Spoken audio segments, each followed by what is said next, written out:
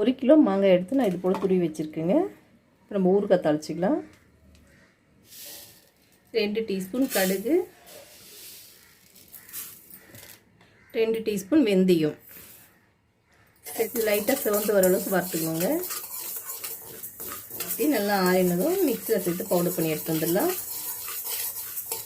நம்ம ஊறுகாய் தாளிக்கிறதுக்கு 200 கிராம் எண்ணெய் வச்சுருக்கேங்க. எண்ணெய் சூடாகட்டும். 2 டீஸ்பூன் கடுகு சேர்த்துக்கலாம். 1/2 டீஸ்பூன் வெந்தயம் சேர்த்துக்கலாம். கடுகு பொரிஞ்சிச்சிங்க. துருவி வச்சுருந்த மாங்காய் சேர்த்துக்கலாம்.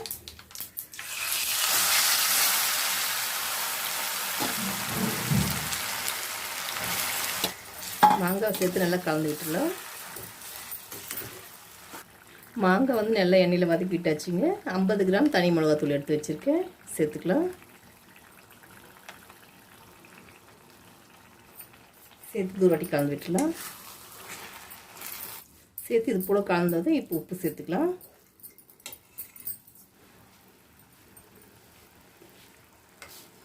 ரெண்டு டீஸ்பூன் உப்பு சேர்த்துக்கலாம். 1/2 டீஸ்பூன் மஞ்சள் சேர்த்துக்கலாங்க.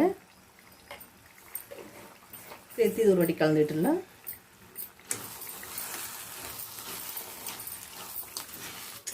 பாருங்கள், ஸ்லோ தீயிலேயே நம்ம நல்லா வதக்கி விட்டோம். நமக்கு தீ ஜாஸ்தியாக வச்சிடக்கூடாதுங்க, அடி பிடிச்சிடும். ஸ்லோ தீயிலேயே தான் கொஞ்சம் வதக்கி விடணும். இன்னும் கொஞ்சம் நல்லா வதங்கி வரணுங்க.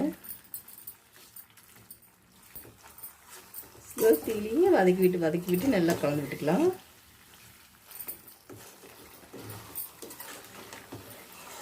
நம்ம மாங்காய் நல்லா வெந்துடுச்சுங்க.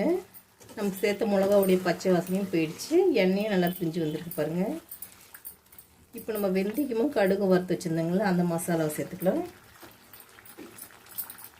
வெந்தயமும் கடுகும் பவுடர் பண்ணி வச்சுருக்கேன், அதை சேர்த்துக்கலாம்.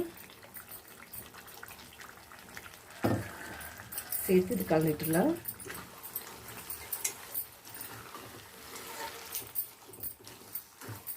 நம்ம துருவி வச்சுருந்தா 1 கிலோ மாங்காவுக்கு 50 கிராம் தனி மிளகாய் சரியாக இருக்குங்க. உப்பு 2 டீஸ்பூன் போட்டிருந்தேன், பத்தலை. இன்னும் 1 டீஸ்பூன் உப்பு சேர்த்துருக்கேன். நீங்கள் உப்பு சரி பார்த்து உப்பு தேவையான உப்பு சேர்த்துக்குங்க.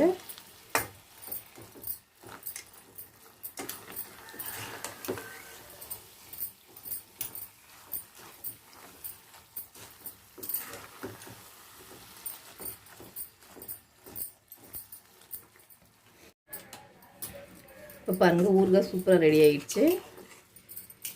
நமக்கு நல்லா எண்ணெய் பிரிஞ்சு வந்துடுச்சுங்க. நம்ம போட்ட மசாலாவும் பச்சை வாசனை போயிடுச்சு.